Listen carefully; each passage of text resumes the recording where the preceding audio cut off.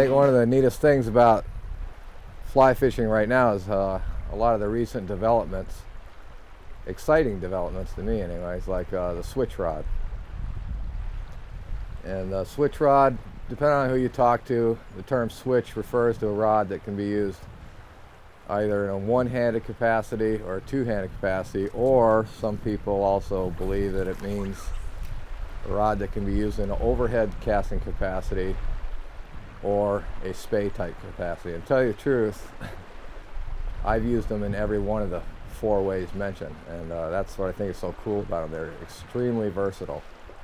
This rod is small enough that I can go in, and when I need to make short, close presentations, I can literally single-hand spey cast this, as you see me doing here. Or if I need to go for distance and I want to hit that other bank over there, I can take this same rod and use it in a two-handed capacity like that to get good distance without exerting a lot of physical effort. One aspect that I think you'll hear talked about on any rod using a spey type capacity, whether it be a switch rod or an actual full-size spey, is fishing efficiency. And a lot of it just has to do with not having to do all these false casts and stuff, so your fly's in the water a lot longer, and that is true. That is very true of any spey type of fishing.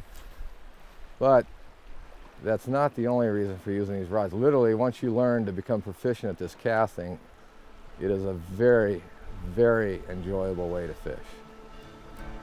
I don't go anywhere without a switch rod in the arsenal.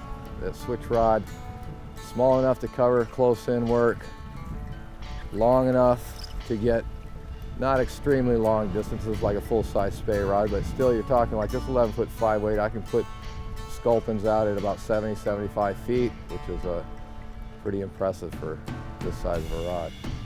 And of course the other aspect being they can be used in a spey casting type capacity so that you can get into tight areas and fish like these little side channels.